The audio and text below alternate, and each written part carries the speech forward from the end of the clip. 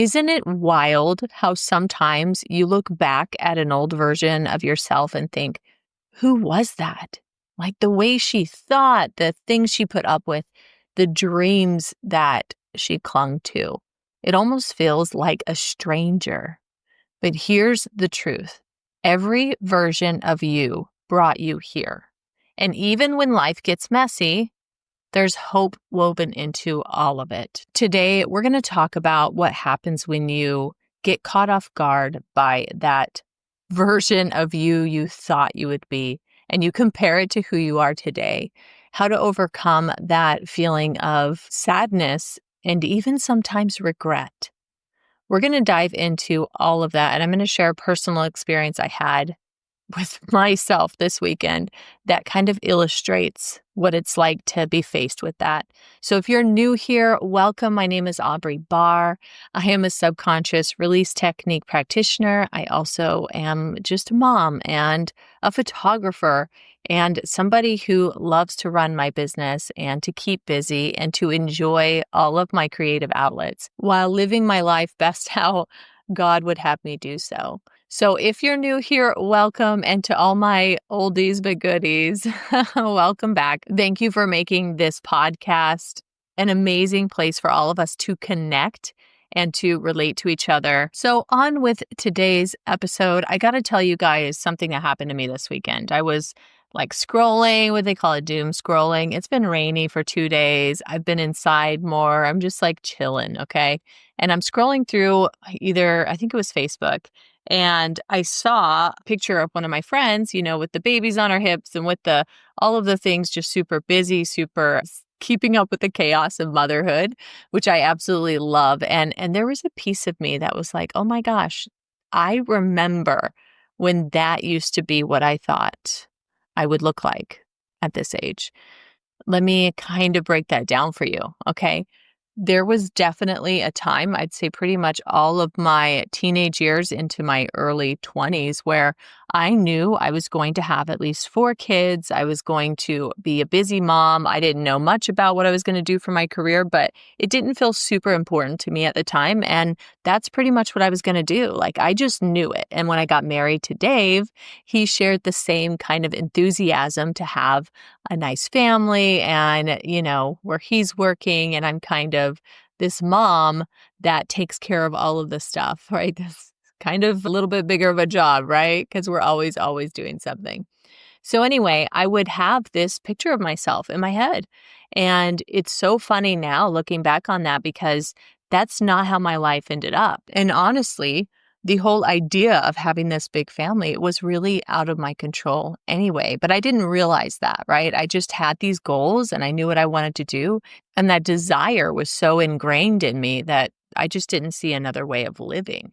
But some of you guys would know we had infertility and we came across a lot of issues. We had a lot of losses. We tried a lot of things and we ended up with one beautiful, amazing, incredible daughter that is 13 now. So yeah, my life looks a little different. I'm in this stage of life where I have a preteen, I guess. I mean, she's very responsible. So I have this teenager basically who can run a lot of things on her own, who, doesn't need me to do everything for her. And I'm just not in that stage of being wiped out from the chores and not having energy to take care of myself. Like, I am in a great routine where I am, exercising and I'm very conscious of the food I put into my body and all of the things. But it's just one of those moments that I had this weekend that took me back to that vision. And the moment I saw this picture of my friend, it hit me. It hit me right in my heart. And it just said, there was a time when I thought that's what I would be. That's where I would be right now. And I know a lot of you can relate to that. I mean, I cried over it. I honestly did, because it felt like I had put this Band-Aid over this broken heart and it just got torn off. And I know that it seems kind of counterintuitive to what I teach around healing, but that's because I have to heal too. And I'm in situations like this, just like you guys are, where I need extra help and I need to be able to have hope and to get back to that space of gratitude. So I had this whole come around moment where I realized that when we have these moments of recollection and a pinch of sadness tied in with them, it doesn't mean that we're ungrateful or that we regret our lives or that we don't want to be where we're at right now, because that's really honestly just not the truth. But what it is it's an echo of the grief that we felt towards being this other person, we thought we would be. And so many people feel this way, but they would say it in a different way. I have friends going through divorces where they did not know this was going to be part of their life. They didn't see themselves, obviously, single again in their 40s, or you know, trying to co-parent with someone that you don't even know anymore. But the message I want to share with you all today is that sometimes we need to outgrow who we thought we were in order to step into who we're meant to be. Every version of you is sacred, even the messy ones. Isn't it crazy how different we are from the past versions of ourselves, though? I mean, sometimes I look back and I almost don't recognize her. The girl who doubted everything, the one who thought she had to shrink to be loved and almost disappear, the one who carried so much fear. And yet every version of me has mattered. She brought me here, where I'm at right now. There's a verse I love that says, "Therefore, if any man be in Christ, he is a new creature. Old things are passed away. Behold, all things are become new." That's in 2 Corinthians. And I love it because it reminds us that we can be a new version of ourselves. We don't have to hold on to anything in the past. So whether that resonates with you or not, the message is the same. You don't have to live chained to the old you. You get to begin again. The mistakes, the regrets, the times that you settled for less, they do not define you. They are the stepping stones that have brought you to where you're at right now. So I'm sure you're wondering now, how do I take this information and put it to good use in my life? When you look back at some of the old versions of yourself and you cringe, here's what I want you to do instead. Bless her. Bless the girl who didn't know better, the one who settled, the one who was scared out of her mind. She carried you here. She taught you lessons that couldn't be learned in any other way. Without her, you wouldn't have the strength, the wisdom, or the clarity you have today. So instead of beating her up or shaming her, say thank you. Gratitude is how you loosen those chains of shame. The next thing is to name your growth, like actually put words to it. For example, say out loud, "I used to believe I wasn't worthy of love. Now I know my value is non-negotiable." Or, "I used to stay quiet to keep the peace. Now I speak up even if my voice shakes."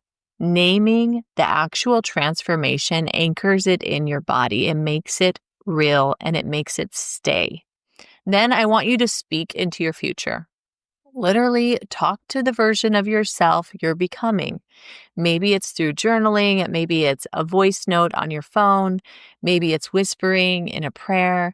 Tell her what you see for her. "I see you standing tall. I see you walking in freedom. I see you surrounded by joy and aligned relationships." When you do this, you collapse the distance between who you are now and who you're becoming. And here's the kicker. Don't wait until you feel ready.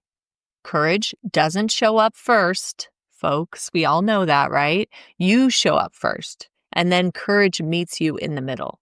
On the other side of that one small action, posting the thing, speaking the truth, making the call, is a life of joy that your old self couldn't even imagine. That's the promise. That's the gift that we all have.